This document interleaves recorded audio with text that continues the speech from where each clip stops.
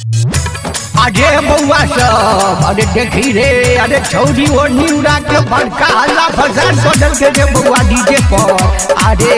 अरे आखिर ओढ़नी में की राज रे बाबा की राज सुनाल सिंगिंग बाय राघव राज। ये देखो के तोहर मस्त जवानी डीजे वाला पकड़ई छ नमरी पंसौआ लुटबौ छौरा ओढ़नी जखन ससरई छ ओढ़नी में गे ओढ़नी में कोन राज छुपल छौ ओढ़नी में ओढ़नी में गे ओढ़नी में कोन राज छुपल छौ ओढ़नी में। ओ गे बुची गे हमको कनी बता दे न गे कथी रात में ठीक गे गई ओढ़नी में गे ओढ़नी में कोन राज छुपल छौ ओढ़नी में ओढ़नी में ई ओढ़नी में कोन राज छुपल छौ ओढ़नी में। सुन रहे छी कंचन रिकॉर्डिंग स्टूडियो से डीजे धनुराज हे गई कैमरा वाला भीड़ में खाली तोरे फोटो खींचै छ कमर गजब के हिलै छौ तोहर ढोरी आटा पीसै छ ओढ़नी में गे ओढ़नी में कोन राज छुपल छौ ओढ़नी में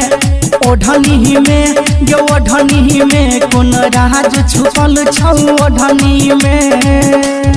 आगे लॉलीपॉप देखी गे डीजे वाला टाके छुपनियों मुझे ध्यान दी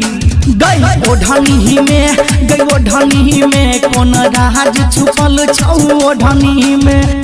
ओढ़नी में गई ओढ़नी में कोन राज छुपल छौ ओढ़नी में। सुन रहे छी कंचन रिकॉर्डिंग स्टूडियो से डीजे धनुराज आहे गई राघव राज हरिश्चंद्र के गाना लागो तोरा सुपर गे घुटुर घुटुर करई छौ चोली में जोरा भर कबूतर गे ओढ़नी में गे ओढ़नी में कोन राज छुपल छौ ओढ़नी में